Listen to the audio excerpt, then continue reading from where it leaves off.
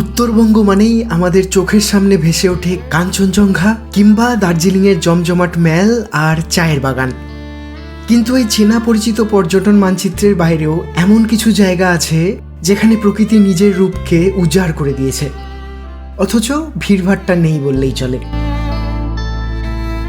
উত্তরবঙ্গের দার্জিলিং জেলায় অবস্থিত একটি ছোট্ট পাহাড়ি গ্রাম ফেঞ্চেটার। সমুদ্রপৃষ্ঠ থেকে প্রায় 3000 ফুট উচ্চতায় অবস্থিত এই গ্রামটির প্রধান আকর্ষণ হল নির্জনতা আর হোমস্টের পাশ দিয়ে বয়ে চলা খরস্রোতা ফেদি নদী।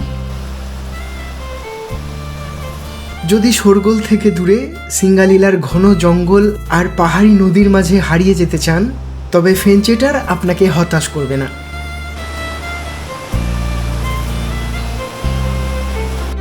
চলুন তবে আজকের গল্প শুরু করা যাক।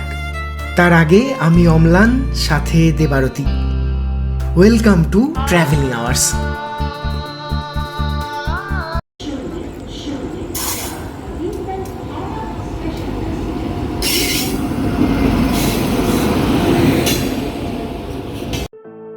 এক 5961 কামরূপ এক্সপ্রেস নির্ধারিত সময় থেকে 20 মিনিট লেটে চলছে।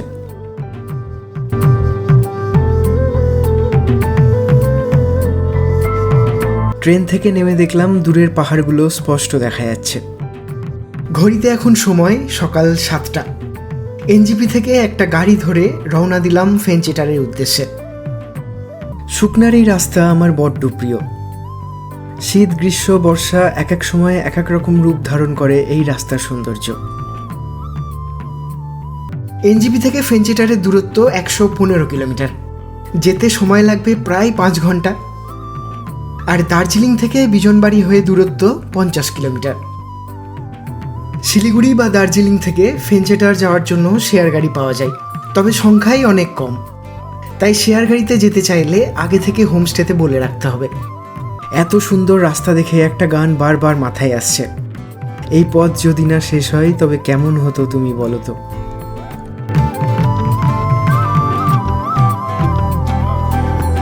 মহেশ বলে একটা রেস্তোরাঁতে গাড়ি এসে থামলো। অর্ডার করলাম 2 প্লেট ভেজ মোমো। এই রেস্তোরাঁর লোকেশনটা কিন্তু দুর্দান্ত। মোমো কি খাবো, আমার তো সবুজ পাহাড় দেখেই পেট ভরে গেছে।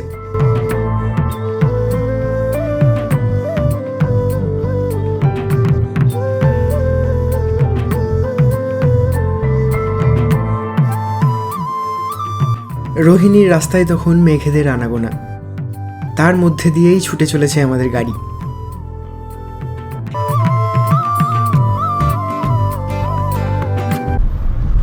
গুড মর্নিং কার্শিয়াং থেকে।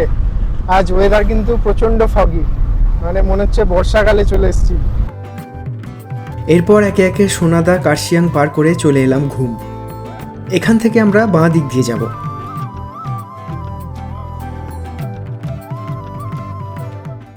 ঘুম থেকে যে রাস্তাটা বাঁ দিকে চলে গেল লেপচা জগৎ মিরিকের দিকে, সেই রাস্তাটা দিয়েই যাচ্ছি এখন।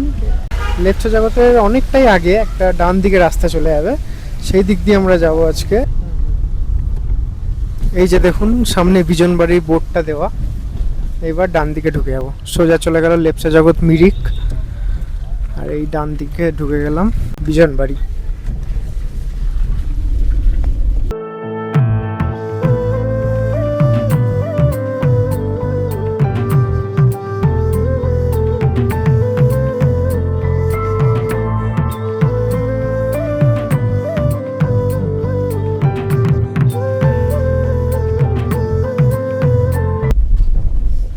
আকাশ পরিষ্কার থাকলে কিন্তু এখান থেকে দারুণ কাঞ্চনজঙ্ঘা দেখা যায়। আজ তো ফগি ওয়েদার, কিছুই দেখা যাবে না, কিন্তু যখন ঝেপি এসেছিলাম না, দারুণ কাঞ্চনজঙ্ঘা দেখেছিলাম।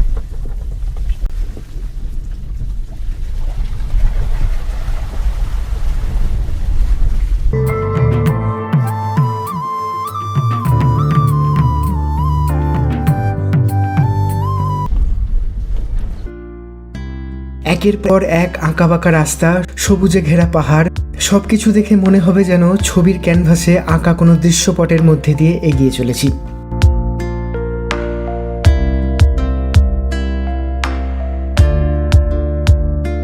মানেভঞ্জন থেকে যে রাস্তাটা ধোত্রে হয়ে শ্রীখোলা গেছে, এটাই সেই রাস্তা। ধোত্রে আর রিম্বিকের মাঝে অবস্থিত এই ফেঞ্চেটার গ্রাম।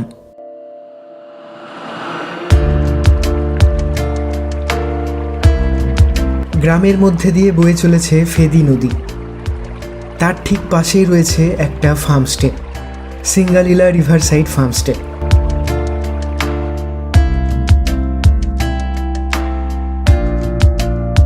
নদীর ধারে রয়েছে এরকম কিছু উডেন কটেজ। এখানে মোট 6টা রুম আছে এবং প্রত্যেকটা ঘর থেকেই নদী দেখা যায়। আমরা ছিলাম একদম প্রথম ঘরটায়, নাম রেড পান্ডা।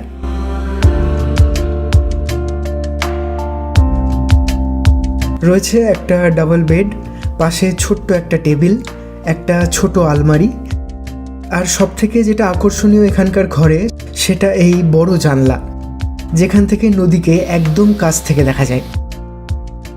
শুধু তাই নয়, বিভিন্ন ধরনের পাখিও এসে আপনাদের সাথে দেখা করে যাবে। ক্ষণিক পরেই লাঞ্চের ডাক পড়ল। এই সামনেই বড় বিল্ডিংটার নিচেই রয়েছে এই হোমস্টের কিচেন।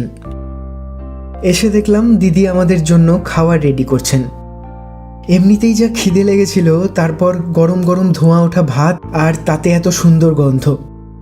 টের পেলাম পেটের ছুঁচো ইতিমধ্যেই বেশ কয়েকবার লাফিয়ে উঠেছে। মেনুতে ছিল ভাত, ডাল, করলা ভাজা, লোকাল বিনসের সবজি আর চিপস। ননভেজ যারা খাবেন তাদের জন্য দুপুরে ডিম এবং রাতে চিকেনের ব্যবস্থা রয়েছে। কিচেনেও চোখে পড়ল এরকম উডেন ডেকোরেশন। এই যে সবুজ রঙের কাঁচা টমেটোর মতো ফলটা দেখছেন, এগুলোকে বলা হয় প্যাশন ফল। আগে এরকম সুন্দর ফুল ফোটে, তারপর সেই ফুল কিছুদিন পরে ফলে পরিণত হয়। হোমস্টের পেছনের রাস্তা দিয়ে পৌঁছানো যায় ফেদি নদীর একদম কাছে। জল কম থাকলে এখানে স্নানও করতে পারেন।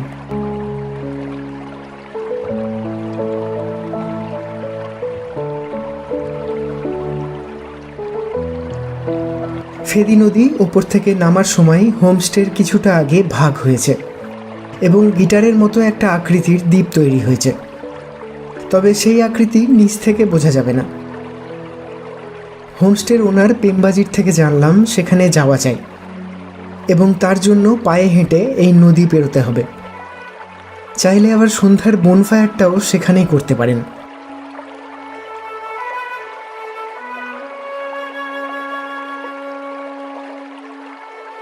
কিছুক্ষণ পর বৃষ্টি শুরু হলো।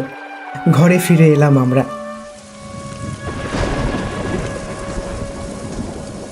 জানলার সামনে দাঁড়িয়ে প্রকৃতির রূপ, রস, গন্ধ সবটা উপভোগ করছিলাম। বৃষ্টি পড়লেই আমাদের মনে যেন এক অদ্ভুত প্রশান্তি নেমে আসে।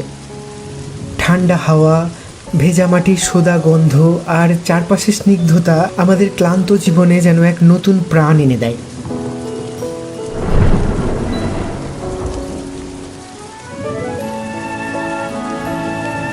বৃষ্টি কেবল আমরাই উপভোগ করছিলাম না, কিন্তু এরাও যোগ দিয়েছিল আমাদের সাথে। এরকম বৃষ্টিতে শুধু অভাব ছিল 2 কাপ চা আর পকোড়ার। সেটাও কিছুক্ষণের মধ্যে পূরণ করে দিলেন পেমবাজি।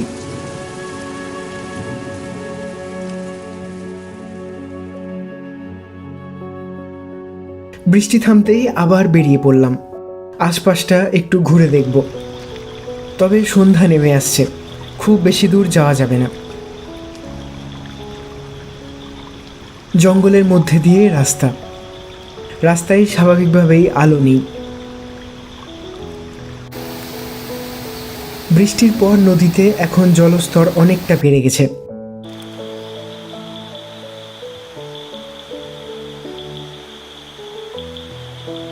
সিঙ্গালীলার জঙ্গলে তখন ঘন অন্ধকার নেমে এসেছে।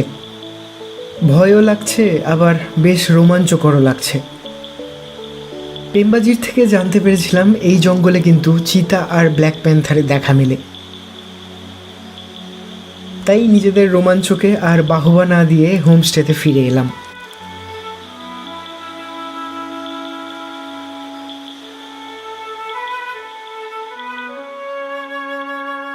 এখন হোমস্টে আরও সুন্দর লাগছে।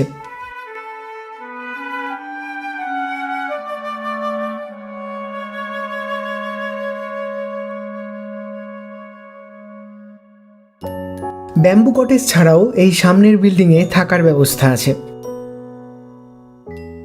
ডিনারে ছিল রুটি, আলু ভেন্ডি ভাজা আর সয়াবিন কারি।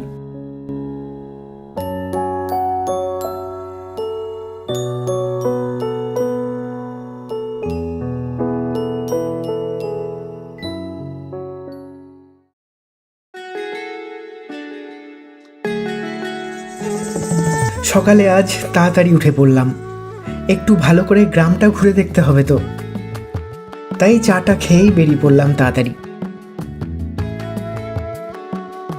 কাল ইনার সাথে বন্ধুত্ব হয়েছে, আজ সকালে তাই গুড মর্নিং জানাতে চলে এসেছে। তেমন কোনো জায়গা নির্ধারণ করিনি, যেদিকে দু চোখ গেল সেদিকেই হেঁটে চললাম। সঙ্গে আমাদের ভাড়া করা একজন 4 পেয়ে গাইড। খরস্রোতা নদী, স্কোয়াশের বাগান, কাঠের ছোট ছোট ঘর, এসবের জন্যই তো বিজনবাড়ি বিখ্যাত।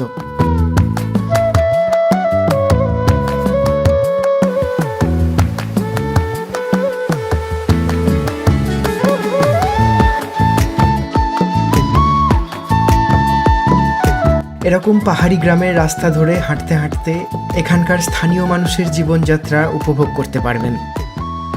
আর এখানে প্রচুর পাখি রয়েছে, যার কিচিরমিচির শব্দে আপনার মন ভরে যাবে। এদিকে তো জঙ্গলই বেশি, তাই পাখিও স্বাভাবিকভাবে বেশি দেখা যাচ্ছে। এখানে সারা বছরই ঘুরতে আসা যায়, তবে বর্ষায় এলে একটু সাবধানতা অবলম্বন করতে হবে।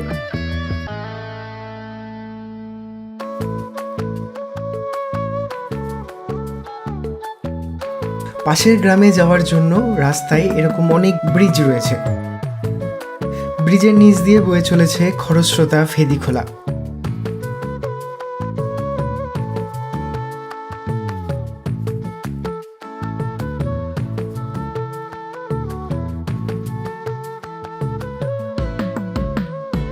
ভেঞ্চেটারে প্রত্যেকটা জিনিস ভালো, কিন্তু এখানে নদীর কাছে আসলে এরকম প্রচুর ছোট ছোট মাছির মতো কিন্তু আপনাকে ঘিরে ধরবে। একবার আমার মুখটা দেখুন, তাহলে বুঝতে পারবেন। প্রচুর মাছি এখানে, জানি না কেন নদীর কাছে আসলে প্রচুর এরকম ছোট ছোট মাছি।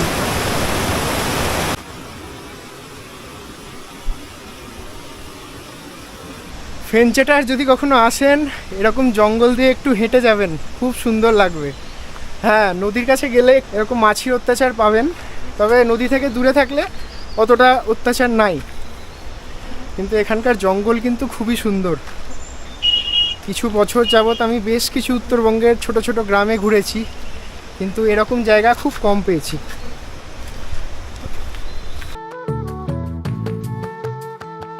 উত্তরবঙ্গের বুকে বেশিরভাগ অফবিট জায়গাগুলো আর অফবিট নেই। অত্যাধিক পর্যটক আগমনের ফলে সেই সব জায়গাও ধীরে ধীরে কংক্রিটের জঙ্গলে পরিণত হচ্ছে। সে কারণেই আমাদের মতো যারা এরকম শান্ত নিরিবিলি জায়গা পছন্দ করেন বা সেখানে এসে 2 দিন থাকতে চান, তাদের জন্য এই ভেঞ্চেটার একদম আদর্শ জায়গা। স্থানীয় মানুষের উষ্ণ আতিথেয়তা ও প্রকৃতির রূপ মিলেমিশে আপনার পাহাড়ি অবসরকে করে তুলবে আরও মোহময়ী। ব্রেকফাস্টে রুটি ঘুগনি খেয়ে বেরিয়ে পড়লাম জলপাইগুড়ির উদ্দেশ্যে। তাহলে কেমন লাগলো আপনাদের এই ভেঞ্চেটারকে? কমেন্ট করে জানাতে ভুলবেন না কিন্তু। আর ভিডিও ভালো লেগে থাকলে লাইক করে এবং চ্যানেলে নতুন হয়ে থাকলে সাবস্ক্রাইব করে পাশে থাকবেন। আজ তাহলে আসি, ফিরে আসছি নতুন গল্প নিয়ে খুব তাড়াতাড়ি। ভালো থাকুন, সুস্থ থাকুন আর দেখতে থাকুন ট্রাভেলিং আওয়ার্স। ধন্যবাদ।